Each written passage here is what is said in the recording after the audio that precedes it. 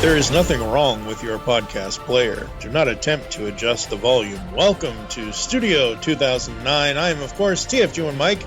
Joining me, as always, Steve Megatron. Hello, sir. Hello.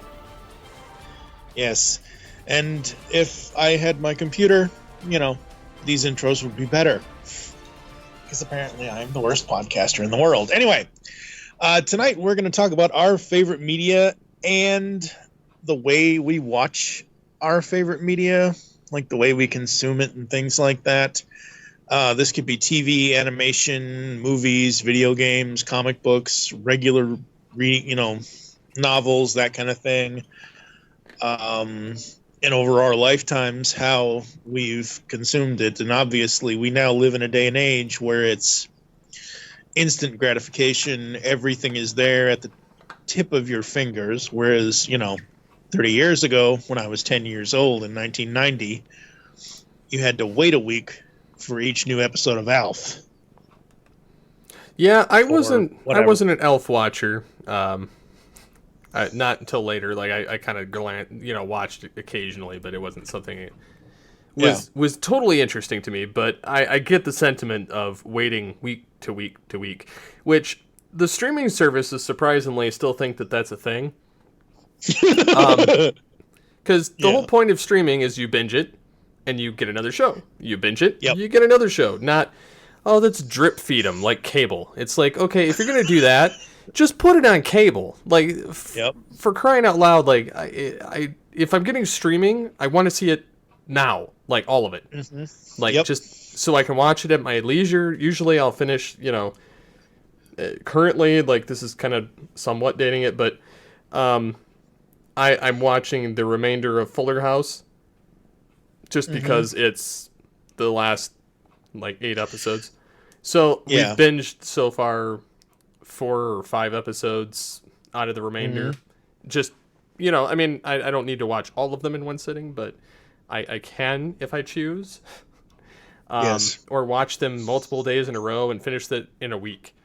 But no, I totally get the sentiment, especially when, back in the day, you couldn't even get, and because of the COVID stuff that's gone on, now you can get movie theater movies in your home for roughly the cost it would cost to buy the movie when it comes out.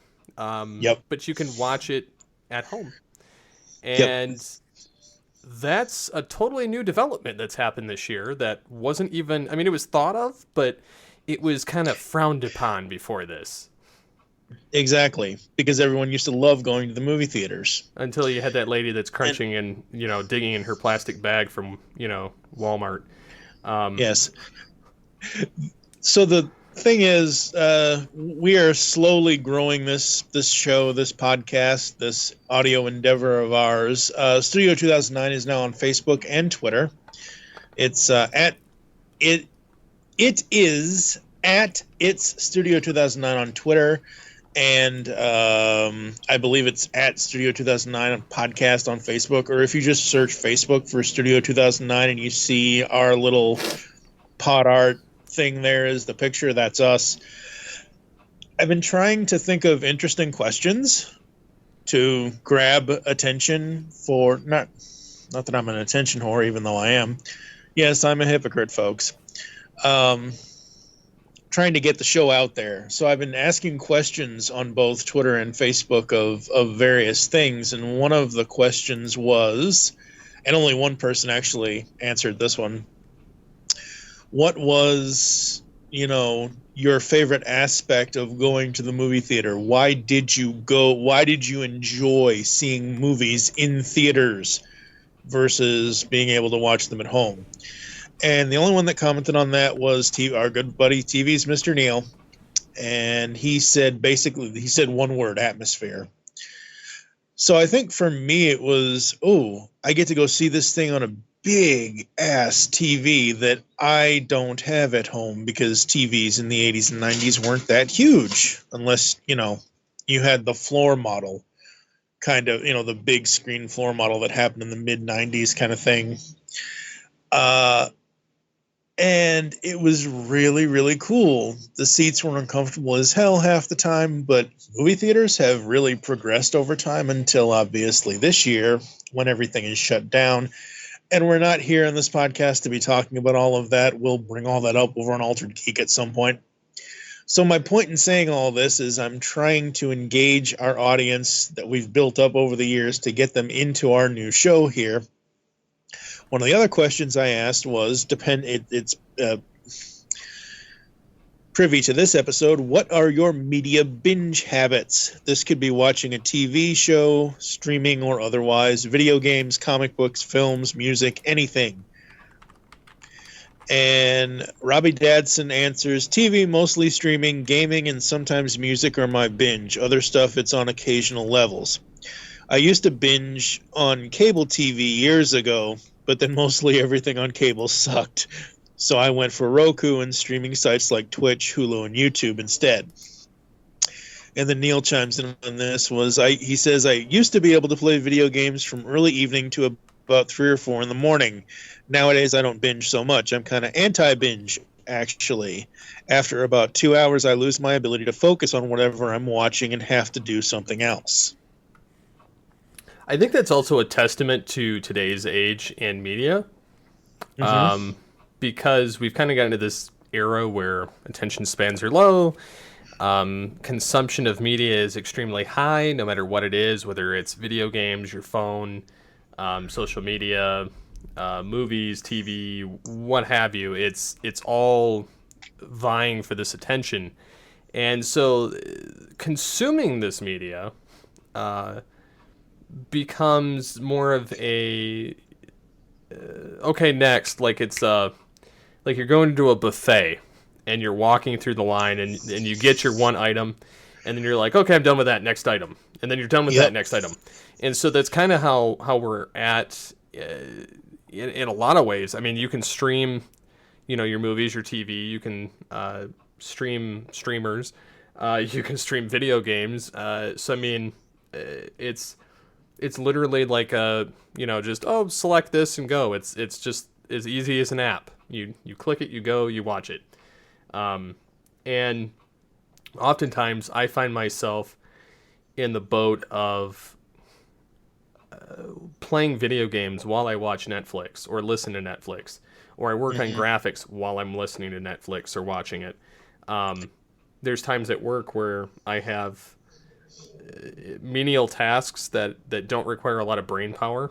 It's just a lot of, okay, click, da-da-da-da-da, and just kind of making sure things get done. And I'll have my headphones on and a Star Trek episode playing on my phone, just ahead of me. It's downloaded to my phone, so it's not using bandwidth. So, but it's still something to keep my mind entertained while I'm going through monotonous tasks. And I do that no matter what, like even if I'm at home. Mary's like, don't you get tired of watching Star Trek? And I'm like, not really. Like, I'll keep watching. I'll a lot of times I'll watch an episode I haven't seen recently or in a long time, or that I remember very little about, just because, my goal is to go through and purposely find episodes where there's not a red bar underneath them. And so, it kind of just, I've even gotten back into some of my music stuff that I had on a flash drive because I drive now.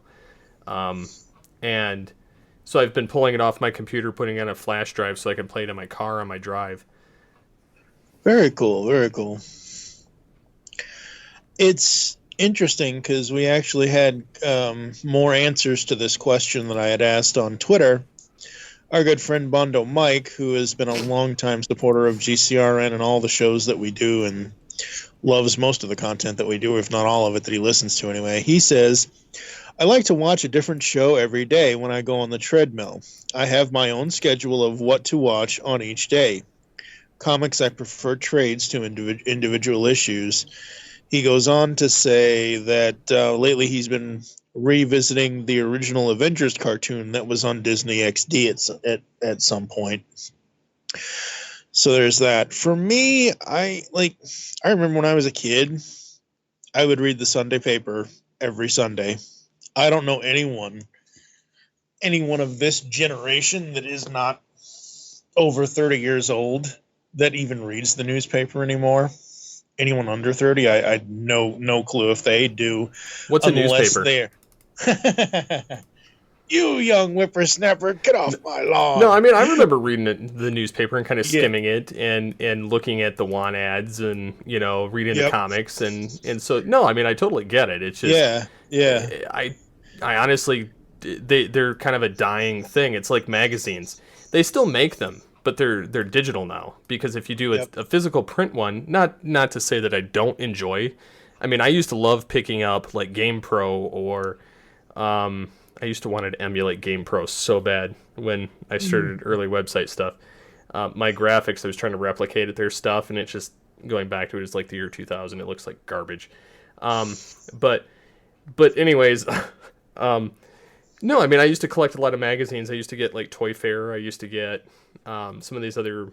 That was what I consumed. I mean, it was just as important to me as comic books or picking up a chapter book.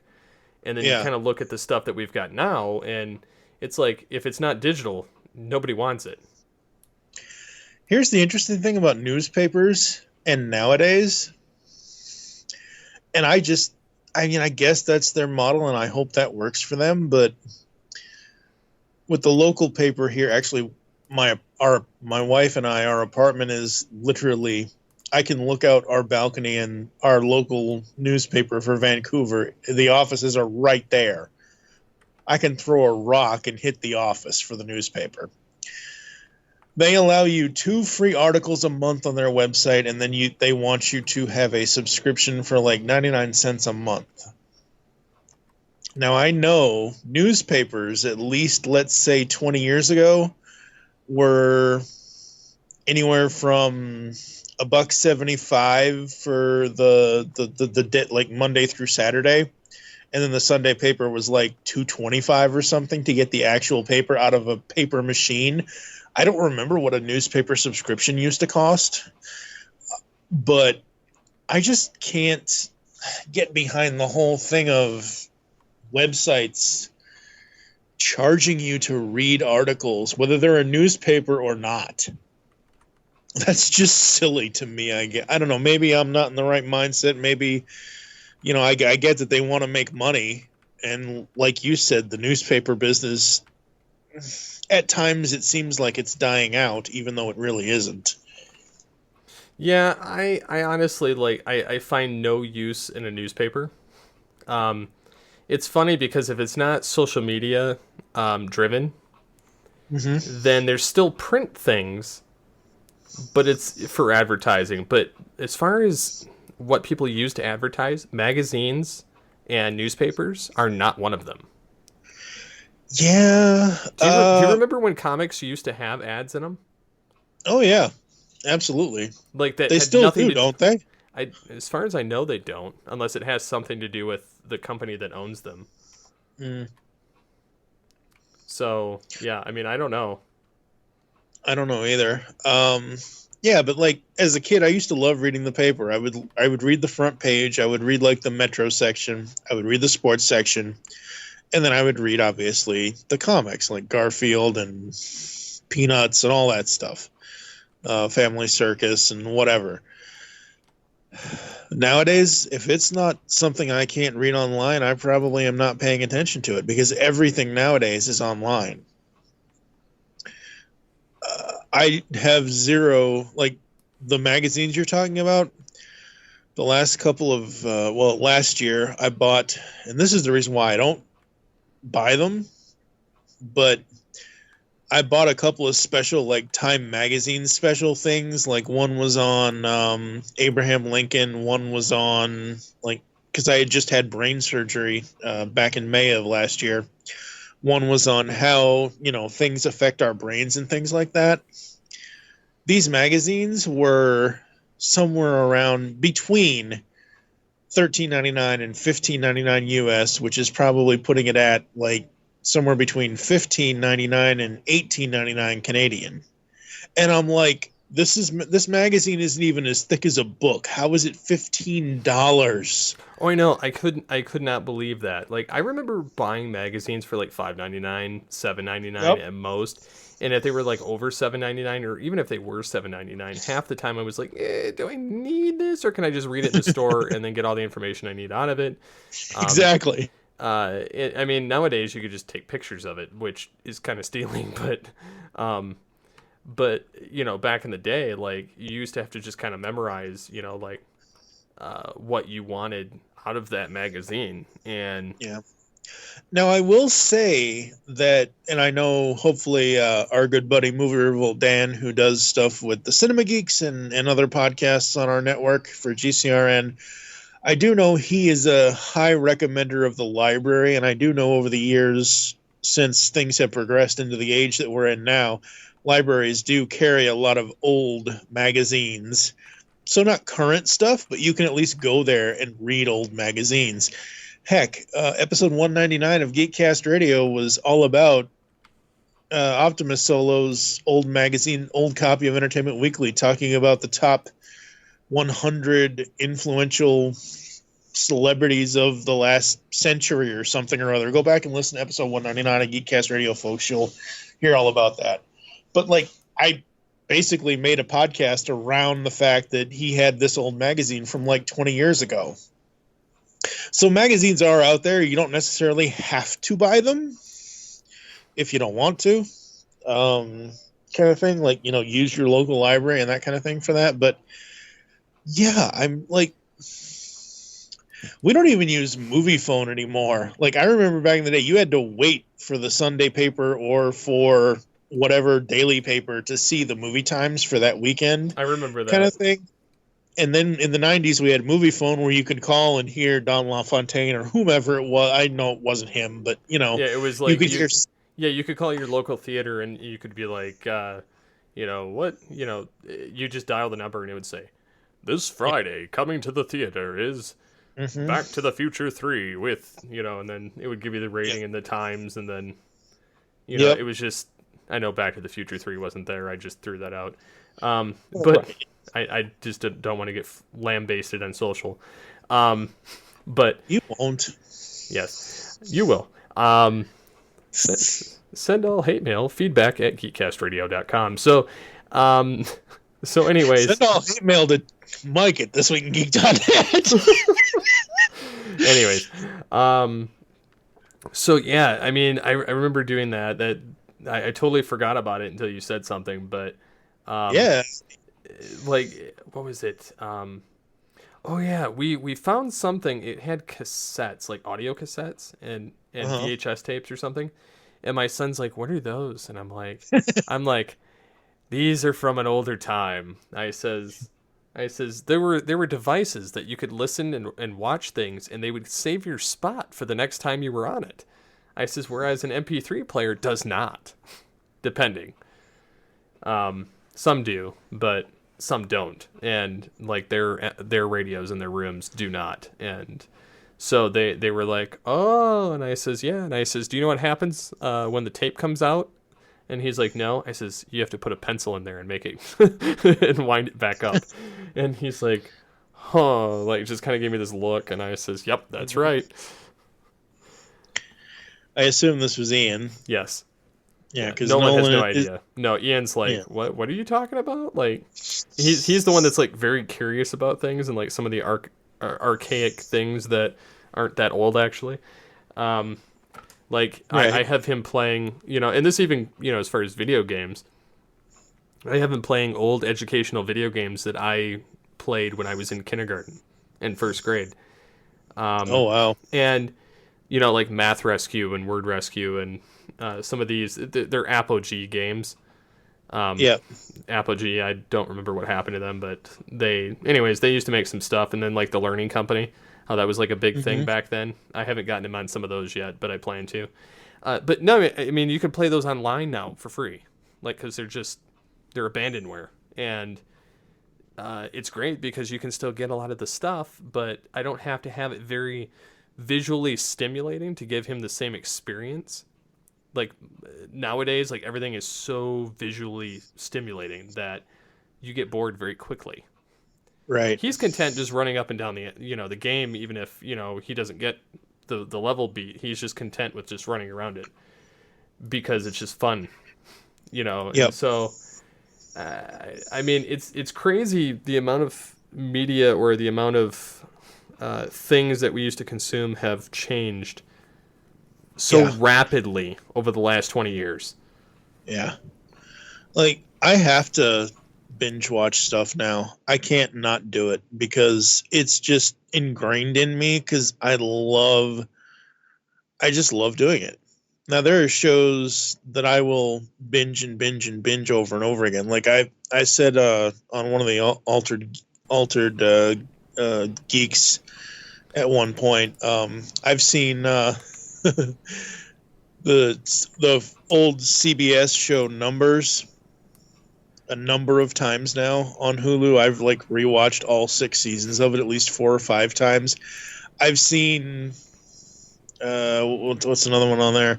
I've seen Person of Interest like 7 or 8 times now. It's just like the old TV shows is what I enjoy more than anything that's trying to start new now. Although there are some new shows that I have really, really enjoyed. It hasn't really resonated. It's kind of freaked. One of them has freaked me out like beyond belief, but it just okay. So the two that I'm going to bring up, it's like these are not shows that you would normally really watch. Normally, you wouldn't think that they would be on air, but they are because they just are. Upload from Amazon Prime is basically, instead of dying and going to heaven or dying and being put in the ground, your brain and your personality gets uploaded into basically a cloud kind of thing. Mm-hmm. And it's just a freaky way to think about. It's a new and interesting way to think about dying. The other one that I don't want to die, man. No, yeah, we all don't want to die, I know. But I'm just being facetious. Right. I know. It's a really, like, it's 1 season so far. They have been picked up for a 2nd season. It's 10 episodes. So it's not like it's, a 22 episode season. And that's the good thing I find about today's TV for streaming is that it's shorter episodes, but you eventually get more seasons. So, and the other one is just really creepy. It's about a serial killer. When I initially saw the thing, this is not Hackers. This is not 1995. You leave Shaggy out of this. Like Scoob, I'm hungry.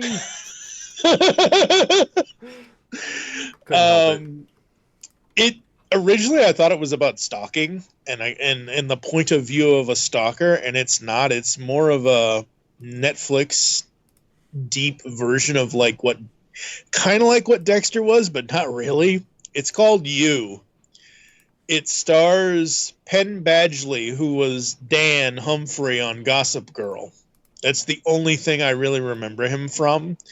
But basically, he's this guy, Joe Goldberg, in New York, and he's stalking this girl and wants to know everything about her and wants to be in a relationship with her, and they actually do start dating kind of thing, and he starts eliminating all these obstacles to them having the perfect relationship. So he kills her ex. He kills her best friend. It's a really weird, it's not weird. It's a really unique and interesting kind of sadistic thing that, it's a TV show that I never would have thought would have ever been on actual network television. And it's not. It's on Netflix. It's just kind of interesting, and I don't know. I find myself going between the old nostalgia stuff that I've seen for years and years and years, and then a couple of new things that really pique my interest when it comes to TV. And like we already said, streaming for me is all about. Now, I don't always binge. I mean, I binge, but I don't binge like. Okay. I don't always binge, but when I do, I watch the most interesting, the world's interesting man. I'm trying to say this correctly, but I'm not. It's been a rough day. Anyway, perfect example is for me to get through 6 seasons of television, of actual something that was on television for a 22, 23 episode season. It took me 1 full month to sporadically get through, and I watched every single episode, all 6 seasons, 6 out of the 7 seasons of The Blacklist that's on Netflix. Season 7 has not been added to Netflix yet, but from May 3rd to June 3rd, I watched every single episode of The Blacklist that I could. So in 30 days, I streamed probably close to 100 and something episodes. Nice. Yeah. But it wasn't like I would watch like 5 or 6 a day kind of thing. And it depended like each, like throughout the day. So I would probably end up watching 12 or 13 episodes per day. I don't know.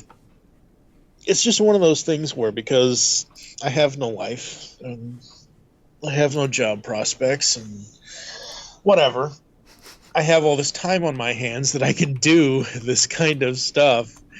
And now Studio 2009 gives me an opportunity to talk about it. I also wanted to bring up on this episode of the show for our favorite media and ways we consume media is that the differences between people and their fandoms. Like, we're both diehard Transformers fans. We each like specific parts of the Transformers fandom. Well, not the brand, I should say, not the fandom. Yes. The brand. And I like almost all of it except for that mid-2000s stuff, the Unicron trilogy. Anyway. Oh, yeah, that. Yeah. Anyway, but my point is, we're both Transformers fans. That's how we kind of met almost basically 13 years ago. Yeah, basically, because I just jumped on Twitter and you were starting a podcast, or you wanted to start a podcast. I wanted to start a podcast. Yeah. Mm-hmm. So yeah. So, but where we differ is, you're more of a diehard Trekkie. I'm more of a casual Trekkie. Whereas you could give a crap less about the Fast and the Furious films, where I actually enjoy them. It's the differences that makes everybody can like one thing or another, and multiple people can like the same thing. But I think it's the differences that make an interesting, like, as of this recording, I've seen Upload on Prime. You have not. Correct. So it's going to be interesting if we ever review that on this show to see, like, you've heard kind of what my reaction to it was a little bit. And then once you watch it, we'll see what you're in. See, you know what I mean? So the differences is how we come together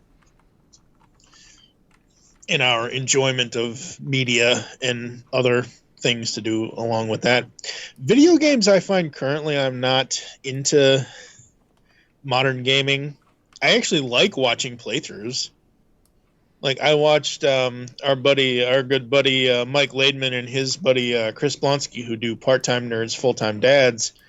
I watched them do their Extra Life Twitch stream thing. So I watched Mike play like this Tetris game on PS4 or whatever it was. So yeah, I don't mind watching like game playthroughs and things like that, but modern gaming is just not for me. No, and I totally get that. Like, that's I honestly don't get into all that much of games. There really isn't a lot that totally resonates with me. So yeah, I mean, it's kind of give or take. Like, I mean, I'm still primarily a Transformers fan when it comes to my gaming. Right. I'm Dragon Ball Z, Unreal Tournament, Command and Conquer series, Star Wars, Star Trek. I play Star Trek Online like no other. Literally, like, if I have free time, that's what I play. I'm like, I have it installed on a flash drive so I can run it on my computer upstairs on my laptop, because the laptop hard drive doesn't run it fast enough, so I run it off flash memory. But I play it on both, and I get like the little events done, and figure out new ways of doing things. But anyways, yeah, I mean, I've always played pretty much the same games like throughout my entire gaming career, as it were. It's yeah, I mean, I miss Beast Wars, to be honest. Like the Beast Wars game, I have it, I can play it. The only problem is the graphics suck, and and there's certain parts of the game I cannot get past because it's just too blocky and glitchy. I used to play it on the MSN Gaming Zone. I don't know if you remember that. Very cool. Yeah, I remember it. You could play 4-player online multiplayer, basically deathmatch with it. But and I reign supreme. That was back in the days of dial-up, 56K modems and all that. I used to take up my dad's phone line for like an entire day, and I'd drink so much like caffeinated drinks and sit there playing for so long that like I was literally shaking and spazzing out because of the adrenaline and because of the caffeine. And then my dad's like, you should probably get some sleep at some point. But yeah, I mean, I used to play a lot of games, and some of it's changed over the years, some of it not so much. It just kind of depends. But no, I mean, I can resonate with the fact that certain things just aren't really that cup of tea, as it were. Right. So yeah, I don't know. I just like, there has never been a point in my life where I felt like I need to be I need to have my toes or my fingers or whatever you want to say, whatever. Like, I don't need to dip my geekdom into the pond of everything. And that's the point. We all like different things. Sometimes we all like I'll get you, myself, Pecan Court Mike, sometimes Optimus Solo, or some of these new people that I've made friends with for Transformers stuff. Mm-hmm. And we all like varying things within the brand of Transformers, but we all are Transformers fans. I highly doubt, unless, and I'm not saying anyone should do this because no one should, even though I wouldn't mind it, unless I'm going to become a sellout and somebody pays me gobs amount of money, there's no way in hell I'm going to dive into the Harry Potter fandom or the Lord of the Rings fandom or whatever. I've said this on other podcasts on GCRN, but I'll say it here now since this is a new show. I have nothing against those properties. Those just aren't properties for me. When I was 14, my dad was working for a bus company. And every now and then, when they have the trips where the elderly people go down to, like Gatlinburg, Tennessee, and go down to the casinos and things like that, sometimes they leave stuff on the bus. One time, somebody left a copy of Fellowship of the Ring, the book, on the bus. My dad brought it home and gave it to me. You want to talk about consuming media? As a kid, I read everything. I started out on Golden Books as a little kid. I went up to the Berenstain Bears. I read the Hardy Boys. I eventually got into John Grisham as I got older, kind of. So I read all kinds of books. I tried reading this thing at 14 years old. My 14-year-old dumbass brain could not get past the line, and I did eventually read the whole book. I did eventually get past it, but when I first read it, I could not get past the line in the very first part of the book where they say, it's Bilbo's, or Bilbo, or however you say his name. I'm not a Lord of the Rings fan, people. Don't crucify me. It's his 11th birthday. You know what 11th birthday is? Means he's 111 years old. Like, I get it. That was the language that Tolkien, or however you say his name, I get that's the language he was using for that, but I don't know how they expect kids to understand some of the language that's in some of those classics. Do you want to know how? They erase the classics and they don't teach it to them. They do. They just teach them about modern stuff, and that's it. That's sad, because there are certain things that every kid should learn. Like, you take the Berenstain Bear books from back in the day, everybody should read Too Much TV and The Messy Room. I think my boys have. It's a lesson that not necessarily too much TV rots your brain, but too much of one thing at one time, you can kind of get addicted to it. That's with anything. It's not just with television.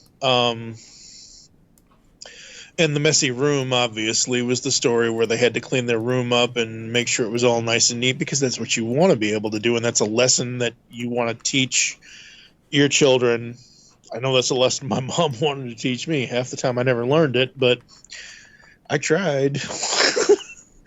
So, I mean, there's plenty of things in the old, the old books and things like that that can be taught to kids, but I don't know, man. Some of these things, it's like, I don't know how. So let's pose this question.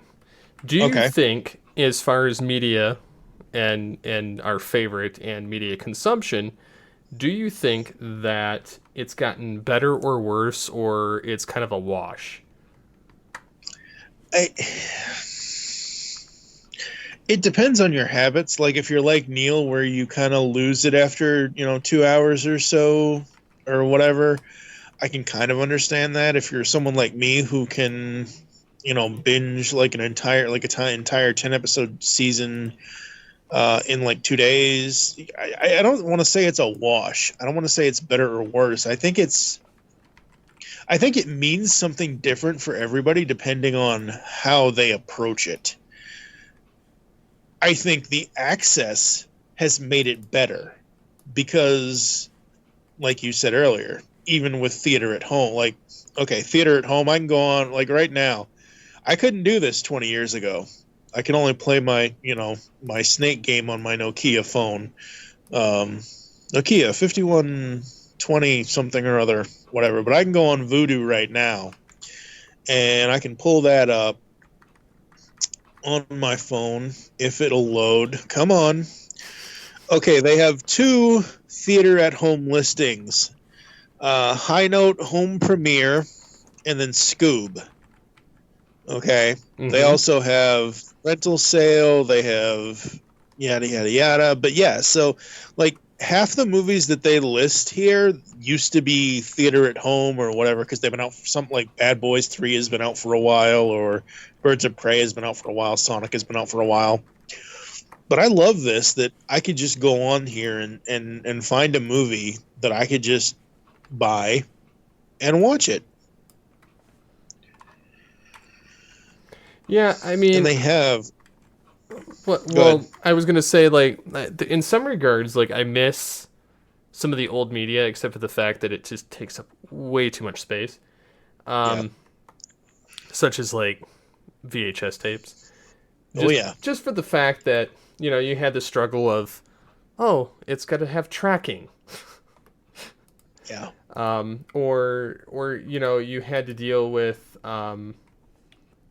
other elements of it where you, not just tracking, but like you could actually watch the video and pick up where you left off. So I mean, it's there's a lot of pluses and minuses to both, but I feel like because we have this instant gratification, people are almost borderline spoiled. Yeah, we are. So, yeah, it's a different world for sure. I will say that, and I will say I don't know if it's any better or any worse, but I feel like our generations, as they're progressing, are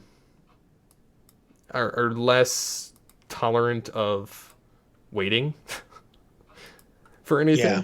But I also feel like some of the media itself is more rushed and more, and that's not to say everything, but I feel like some of at least as far as animation goes, and some of the films, I'm looking at you, DC. There's elements where, they just can't. compare to things that came out 20, 30 years ago. And I'm not saying it's better or worse. I'm just saying that there's just this level of difference that you just can't compare the content. Yeah. There have been good innovations, like we have movie budgets on TV now, which we didn't have back then. But we also have we have so many movies now. Granted, COVID changed all that, but we have so many now that it's rather difficult to kind of wrangle it down and kind of choose. Yeah. So. Yeah, I mean, it's the thing about having choice is there's too much choice. I talked about this years ago when we were doing Movie Weekend Review. I plotted that podcast for 2 years based on my DVD collection, and yet half the time, unless we were doing the podcast, I didn't like. I would go, I don't want to watch that. I don't want. Sometimes having too much choice is a bad thing. I know that, and that's part of what's caused arguments with my wife and I. Is we'll be trying to watch something on Netflix, and she's like, "Are you gonna pick something, or am I gonna be sleeping?" Like, because I'll sit there and I'll be like, "Well, I don't really feel like watching this," or I don't really want to watch this, and I remember this one too much, and then, well, Mary won't like this one, but then I like this one, but, and then so it's just kind of a back and forth over and over. And, eventually we just kind of get nowhere with it. So I eventually have to choose something, and I usually just choose something that's kind of middle of the ground, because otherwise neither of us will be happy. But I mean, it's just, it definitely is a struggle. Yeah. It is very much a struggle. So I know people generally don't like, here's a way to consume media. Most people will use podcatching clients like Apple, iTunes, whatever you want to call it, or Spotify, or some people will use Stitcher. Some people will use our home for our files, Spreaker. And all of these have apps where you can listen to all these podcasts from us and from others. But I like to put questions in our website posts, and I'm basically calling these The Studio Asks You. So the 2 questions that are going to be on this post are, what are the ways you consume media, and what are your media favorites? I have too many favorites. We would both be here all day. We've mentioned several of them: Transformers, Star Trek, Star Wars, that we each like. But there are way too, between comics and video games and like the old video games that I used to love and that kind of stuff. There's just way too many. So hopefully people will answer these questions for us.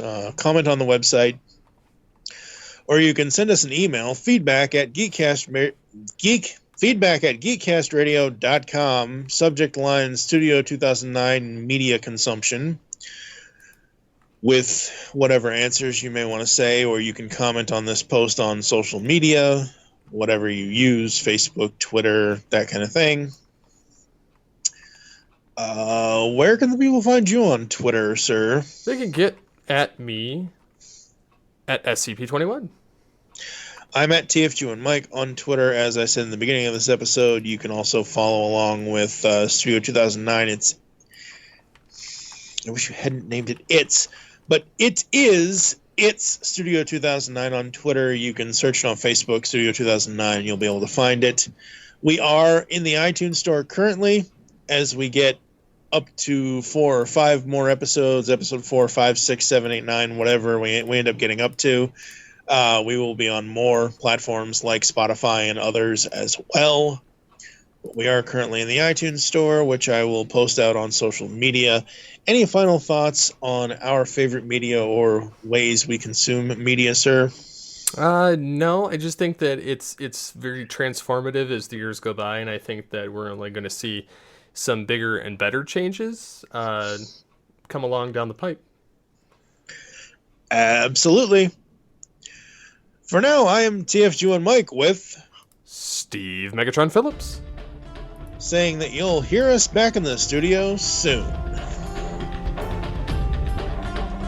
In a world, there, I said it, happy